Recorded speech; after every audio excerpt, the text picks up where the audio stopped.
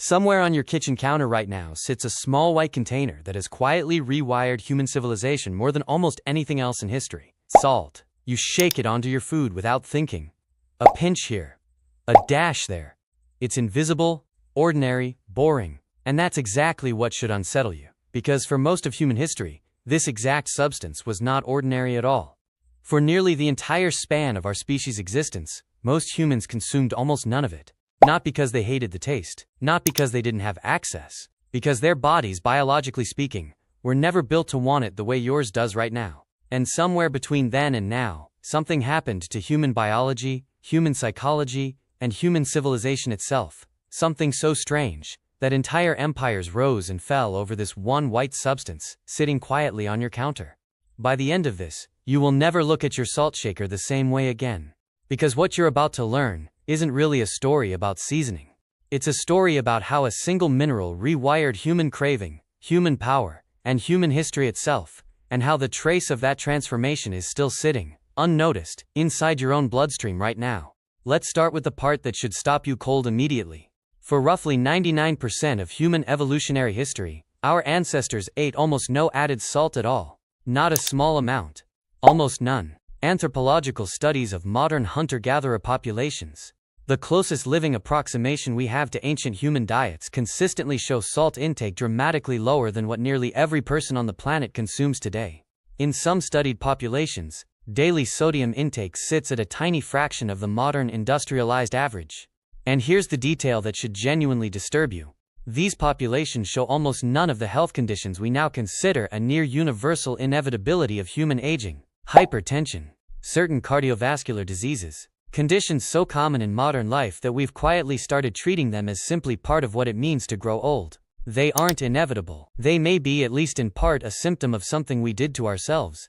Deliberately, slowly, across generations, without ever fully understanding what we were doing. So here's the question, sitting underneath everything you're about to hear. If the human body never evolved to need large amounts of salt, if ancient humans thrived, hunted, migrated across entire continents, and survived brutal environments on a diet containing almost none of it, why does modern human civilization crave it so intensely that entire wars have been fought over access to it?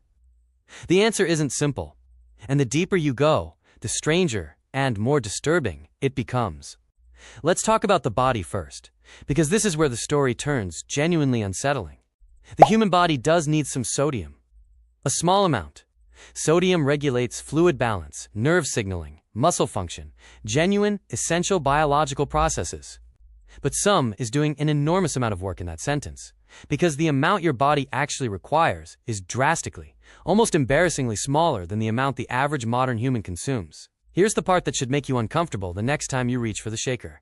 Most naturally occurring foods, meat, fish, fruit, vegetables, nuts, already contain enough sodium to meet the body's actual biological requirements without adding a single extra grain. Which means, for the overwhelming majority of human evolutionary history, our ancestors weren't seeking out salt as a nutritional necessity. Their bodies were already getting what they needed, silently, automatically, built directly into the food itself. So then why, somewhere along the way, did an entire species start actively hunting for more? This is where the story stops being about biology and starts being about something much stranger, something buried deep in the reward circuitry of the human brain. Salt doesn't just regulate your body, it hijacks your brain. Sodium activates dopamine pathways, the exact same neural reward circuitry involved in pleasure, craving, and reinforcement learning. Which means, on some level, salt doesn't simply taste good the way sweetness or fat taste good. It rewards you for consuming it. Deliberately, chemically, the same way certain addictive substances do. Researchers studying salt appetite have found that this craving response isn't random noise in the brain, it's a precisely tuned survival mechanism. In genuinely sodium-scarce environments, a strong drive to seek out salt when available would have been a powerful evolutionary advantage. A brief window, a rare mineral deposit, a salt lick used by animals. An ancient human who craved and pursued salt intensely in these rare moments of availability had a real survival edge. The problem is what happened next.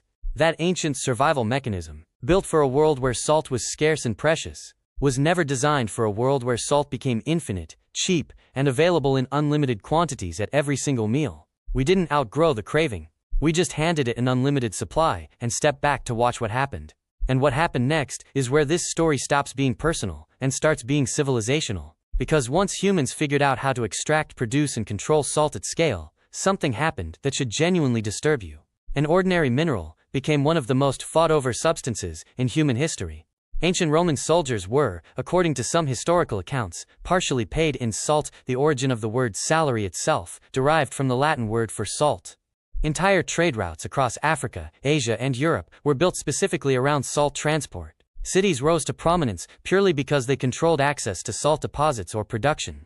Wars were fought, taxes were levied, and empires extracted devastating revenue specifically from a mineral your own body barely needs in meaningful quantities. Here's the detail that should genuinely unsettle you. Salt taxes have triggered actual revolutions. In 18th century France, oppressive salt taxation became one of the grievances fueling public anger that eventually erupted into revolution.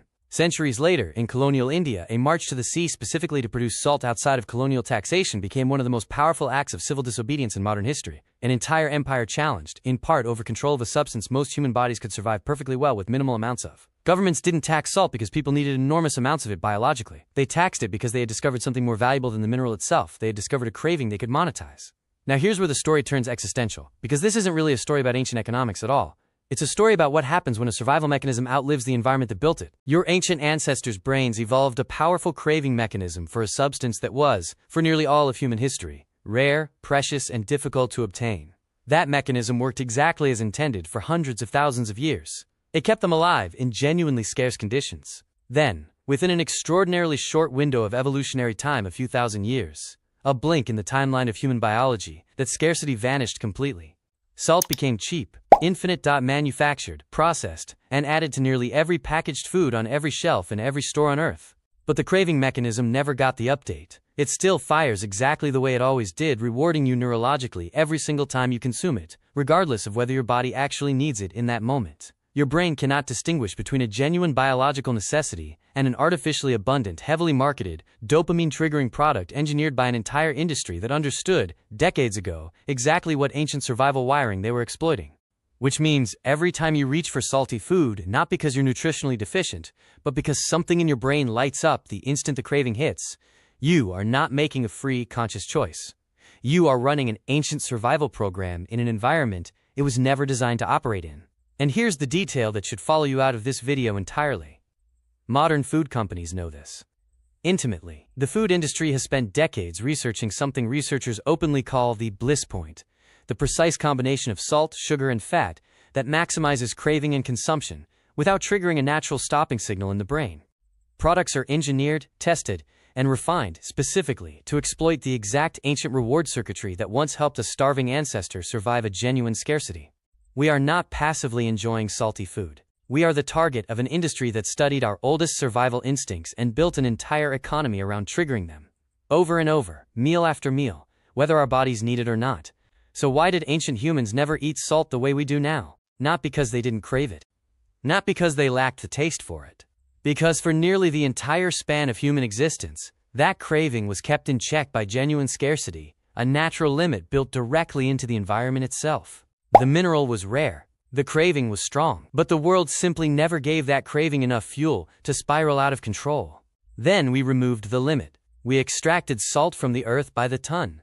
We industrialized it, packaged it, dissolved it into nearly everything we eat, and handed an ancient survival mechanism an infinite supply it was never designed to encounter. The craving didn't change. The world around it did. And somewhere in that gap between an ancient brain built for scarcity and a modern world engineered around abundance, an entire category of human disease, human economics, and human behavior quietly took root, disguised the whole time as something as ordinary and forgettable as a shake of the wrist over a dinner plate.